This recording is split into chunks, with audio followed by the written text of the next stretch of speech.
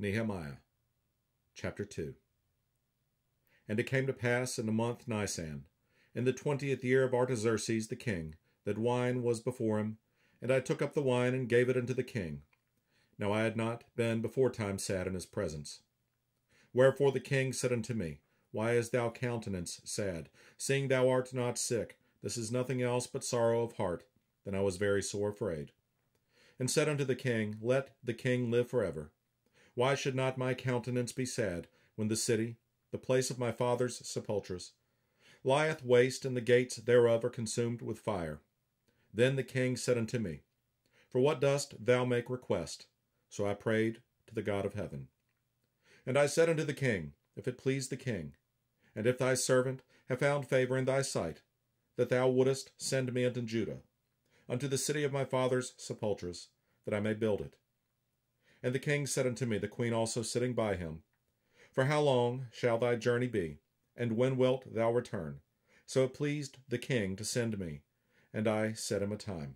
Moreover I said unto the king, If it please the king, let letters be given me to the governors beyond the river, that they may convey me over till I come into Judah. And a letter unto Asaph, the keeper of the king's forest, that he may give me timber to make beams for the gates of the palace, which appertained to the house, and for the wall of the city, and for the house that I shall enter into. And the king granted me according to the good hand of my God upon me. Then I came to the governors beyond the river, and gave them the king's letters. Now the king had sent captains of the army and horsemen with me. When Sanballat the Horonite, and Tobiah the servant, the Ammonite, heard of it, it grieved them exceedingly that there was come a man to seek the welfare of the children of Israel. So I came to Jerusalem, and was there 3 days. And I arose in the night, I and some few men with me. Neither told I any man what my God had put in my heart to do at Jerusalem. Neither was there any beast with me, save the beast that I rode upon. And I went out by night by the gate of the valley, even before the dragon well, and to the dung port, and viewed the walls of Jerusalem, which were broken down, and the gates thereof were consumed with fire. Then I went on to the gate of the fountain, and to the king's pool, but there was no place for the beast that was under me to pass. Then went I up in the night by the brook, and viewed the wall, and turned back, and entered by the gate of the valley, and so returned.